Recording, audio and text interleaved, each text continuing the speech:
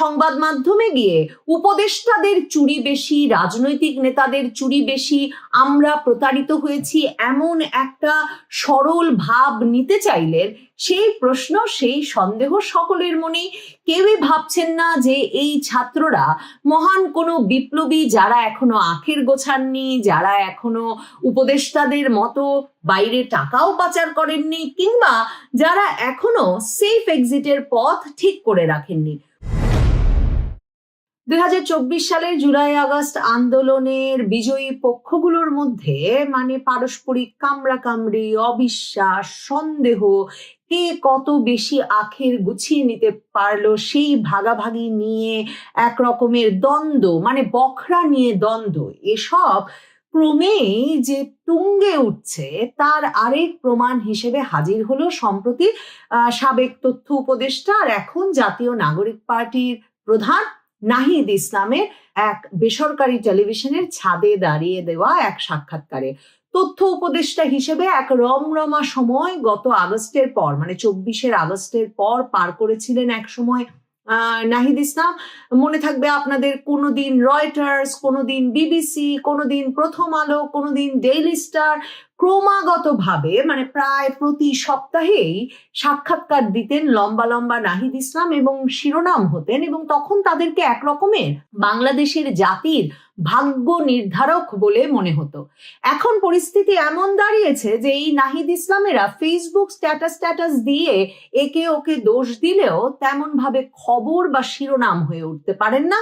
সে কারণে বেসরকারি টেলিভিশন 71-এর ছাদে গিয়ে উপস্থিত হয়েছেন নাহিদ ইসলাম এবং সেখানে একটা সাক্ষাৎকার দিয়েছেন তিনি, যেখানে এমন সব শিরোনাম হওয়ার মতো উপযুক্ত বাক্য তিনি বলেছেন যে দাবানলের মতো সেসব অভিযোগ খুব স্বাভাবিকভাবেই ছড়িয়ে পড়েছে। নাহিদ ইসলাম বলেছেন, উপদেষ্টারা আখের গুছিয়ে নিয়েছেন, তারা রাজনৈতিক দলগুলোর সঙ্গে একরকমের আঁতাত করে ফেলেছেন এবং সেফ এক্সিট নেওয়ার সব ব্যবস্থা করে ফেলেছেন। এই ঘটনা শেষ পর্যন্ত ভোগাবে নাহিদ ইসলামের মতো জুলাই আগস্ট আন্দোলনের নেতৃত্ব দানকারী ছাত্র পক্ষটিকে। নাহিদ ইসলামরা নিজেরা কে কত আখের গুছিয়েছেন আর কোন উপদেষ্টাদের দিকে তিনি আঙুল তুলছেন, প্রধান উপদেষ্টা সহ কোন কোন উপদেষ্টারা আখের এতই গুছিয়ে নিলেন যে তাদেরকে রীতিমতো নিরাপদ প্রস্থানের জন্য সেফ এক্সিটের ব্যবস্থা করে ফেলতে হয়েছে, সেই উপদেষ্টাদের নাম কেন বলছেন না নাহিদ ইসলাম? নাহিদ ইসলাম তার বক্তব্যে স্পষ্টতই বলেছেন যে তাদের ভুল হয়েছিল আগস্টে সুশীল সমাজ এবং রাজনৈতিক দলের প্রতিনিধিদের বিশ্বাস করা। তাদেরই উচিত ছিল দলে দলে ছাত্র প্রতিনিধিদের নিয়ে একটা সরকার গঠন করা, কিন্তু তারা সরকারে যোগই দিতে চান নাই। তারা চেয়েছিলেন একটা জাতীয় সরকার, কিন্তু শেষ পর্যন্ত সুশীল সমাজ আর রাজনৈতিক দলগুলোর উপর ভরসা করে তারা যাদেরকে উপদেষ্টা বানিয়েছেন তারা এখন বিশ্বাসঘাতকতা করেছেন। নাহিদ ইসলাম বলছেন তারা প্রতারিত হয়েছেন। কোন কোন সেই উপদেষ্টা যারা এই বিশ্বাসঘাতকতা করলেন? কি করার কথা ছিল কি করলেন না? কি করার প্রতিশ্রুতি দিয়ে ক্ষমতায় গিয়ে প্রতারণা করলেন নাহিদ ইসলামদের সঙ্গে? আর নাহিদ ইসলামের এখনো যে দুই বন্ধু সরকারে বসে আছে, মাহফুজ আলম, আসিফ মাহমুদ, সজীব ভুইয়া, তারাও কি প্রতারকদের দলে, নাকি তারা এখনো নাহিদ ইসলামদের দলে? এই অনেক প্রশ্নের জন্ম দেয় নাহিদ ইসলামের এই সাক্ষাৎকারটি। শুনে আসি নাহিদ ইসলাম কি বলছেন। রাজনৈতিক দলের নেতাদের এবং যারা উপদেষ্টা হয়েছে তাদের অনেককে বিশ্বাস করাটা আমাদের অবশ্যই ভুল হয়েছিল। আমাদের উচিত ছিল যে ছাত্র নেতৃত্বকে শক্তিশালী করা, সরকারে গেলে সম্মিলিতভাবে যাওয়া। এটা আমরা নাগরিক সমাজ বা রাজনৈতিক দলকে আমরা যে বিশ্বাসটা করেছিলাম বা তাদেরকে আস্থা রাখতেছিলাম, সেই জায়গায় আসলে আমরা প্রতারিত হয়েছি। অনেক উপদেষ্টা তাদের নিজেদের আখের গুছিয়েছে অথবা গণ অভ্যুত্থানের সাথে বিট্রে করেছে। আমরা যখন সময় আসবে এদের নামও আমরা উন্মুক্ত করব। আমরা তো জানি আখের গোছানোর তালিকায় একেবারে শীর্ষ স্থানে আছে নাহিদ ইসলামের ঘনিষ্ঠ বন্ধু। 2024-এর জুলাই আগস্ট আন্দোলনের নেতৃত্ব দিল তো গণতান্ত্রিক ছাত্র শক্তি নামের একটি দল বলে আমরা পরবর্তীতে জানলাম। নাহিদ ইসলাম আর আসিফ মাহমুদ সজীব ভুইয়া তারা দুজনই কিন্তু, আর আক্তার হোসেন, তারা তিনজনই কিন্তু সেই 2023 সালের অক্টোবরে গড়ে ওঠা ওই গণতান্ত্রিক ছাত্র শক্তি নামের সেই দলটির নেতা ছিলেন। মানে আবার 2024 আগস্টের পর তারা সেই দলটা বন্ধও করে দিয়েছেন। কাজেই তাদের একেবারে ঘনিষ্ঠ বন্ধু, নাহিদ ইসলামের ঘনিষ্ঠ বন্ধু আসিফ মাহমুদ সজীব ভুইয়াকে তো আমরা জানি তিনি উপদেষ্টা পরিষদের মধ্যে শীর্ষস্থানে আছেন আখের গুছিয়ে নেওয়ার বিষয়ে।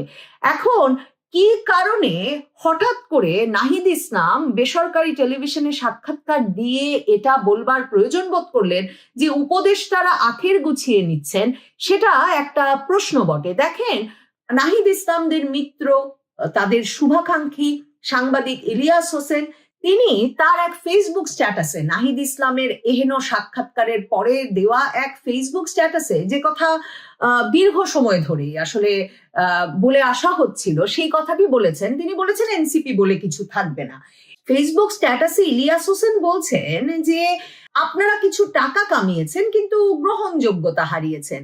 কোনো রাগঢাক না করে তিনি এটাও বলছেন ইউনূস সহ প্রতিটি উপদেষ্টা ধান্দাবাজি করেছে, সবাই বিদেশে টাকা পাচার করেছে, আপনাদেরও কেউ কেউ, মানে নাহিদ ইসলামদের ছাত্র উপদেষ্টাদের কেউ কেউ, ছাত্র নেতাদের কেউ কেউ কানাডা, কেউ তুর্কি, অস্ট্রেলিয়া, আমেরিকা, ইউরোপে টাকা জমিয়েছেন।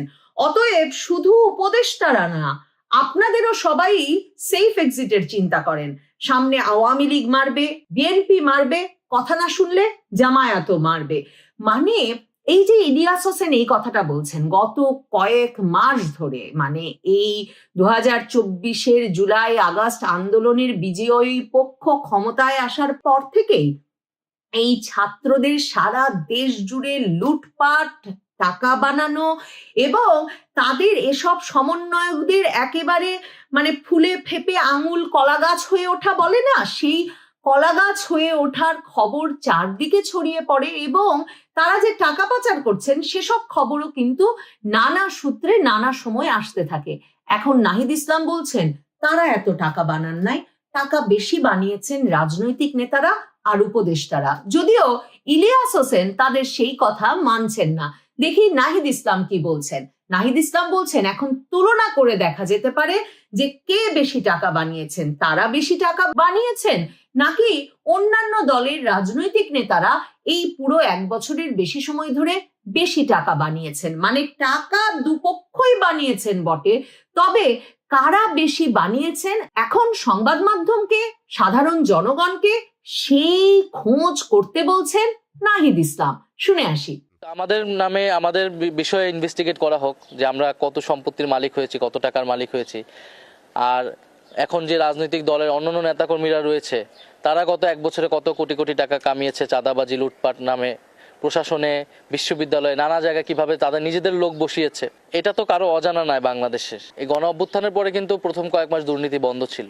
এই দুর্নীতির চক্র আবার কিভাবে সরকারে জেকে বসলো, এইটা নিয়ে আপনারা ইনভেস্টিগেট করেন, দেখেন এটার সাথে কারা জড়িত। নাহিদ ইসলাম খুব বড় গলায় বলেছেন বটে যে তারা নাম প্রকাশ করে দেবেন সেসব উপদেষ্টাদের, যেসব উপদেষ্টা তাদেরকে প্রতারণা করেছেন, আখির গুছিয়েছেন, বিশ্বাসঘাতকতা করেছেন। এখন গণ অধিকার পরিষদ মানে ভিপি নুরুল হক নুরুর দলের নেতা রাশেদ খান, তিনি বলেছেন নাহিদ ইসলামকে এক্ষুনি এই গাদ্দার উপদেষ্টাদের নাম প্রকাশ করতে হবে। মানে কারা ষড়যন্ত্র করছে সরকারের ভেতর বসে, কারা 2024 জুলাই আগস্টের বিপ্লবকে, অভ্যুত্থানকে ব্যর্থ করে দিল, সেই নাম প্রকাশ করতে হবে এক্ষুনি। রাশেদ খান কি বলছেন চলুন শুনে আসি। আমি নাহিদ ইসলামকে বলতে চাই, কোন উপদেষ্টা জুলাই গাদ্দার তার নাম প্রকাশ করেন। এখন কি তাহলে আপনার কথা শুনছে না, আপনার নির্দেশনা মানছে না? তাদেরকে যে চুক্তিতে নিয়োগ দিয়েছিলেন সেই চুক্তি কি বাস্তবায়ন করছে না? এই জন্য কি এখন বলছেন যে তারা জাতির সাথে প্রতারণা করছে?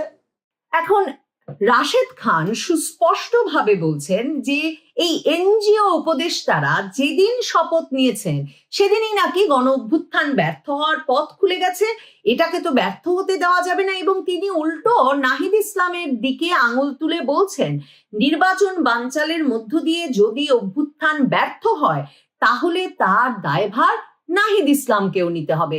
এখন নাহিদ ইসলাম যে ঠিক কোন প্রেক্ষাপটে, কোন ধাক্কা থেকে বাঁচতে বা কোন খবর ফাঁস হয়ে যাওয়ার ভয় ঠেকাতে সংবাদ মাধ্যমে গিয়ে উপদেষ্টাদের চুরি বেশি, রাজনৈতিক নেতাদের চুরি বেশি, আমরা প্রতারিত হয়েছি এমন একটা সরল ভাব নিতে চাইলেন, সেই প্রশ্ন, সেই সন্দেহ সকলের মনেই।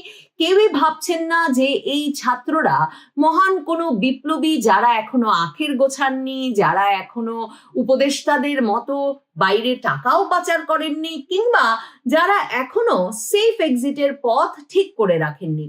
এই নাহিদ ইসলামদের আরেক মিত্র দল এবি পার্টির চেয়ারম্যান মুজিবুর রহমান মঞ্জুর একটি বক্তব্য দেখছিলাম, সংবাদ মাধ্যমে শিরোনাম হয়েছে, তিনি সেখানে বলেছেন আরেকটা গণ অভ্যুত্থান অনিবার্য হয়ে পড়েছে এবং সেই গণ অভ্যুত্থান হলে নাকি 5-7টা হেলিকপ্টার লাগবে এবার, কারণ নতুন অভ্যুত্থানে কাউকেই ছাড় দেওয়া হবে না। মানে কে যে কার বিরুদ্ধে অভ্যুত্থান করবেন আর ফ্যাসিবাদের দোসর বলে এই নাহিদ ইসলাম, এবি পার্টির নেতা কিংবা রাশেদ খানেরা যে বিরাট পরিসর তৈরি করেছেন চিহ্নিত করবার জন্যে এবং রাজনৈতিক ব্যবস্থা প্রতিশোধ নেবার জন্যে, সেক্ষেত্রে 5-7টা হেলিকপ্টারে এ দফায় হবে কিনা সেফ এক্সিট, এবং সত্যিকার অর্থেই শুধু কি উপদেষ্টারা, নাহিদ ইসলামদের কি হবে, কিংবা এই রাজনৈতিক দলগুলো যারা এখন সুবিধাজনক অবস্থায় আছে এবি পার্টির মতো, তাদের নেতৃবৃন্দের কি হবে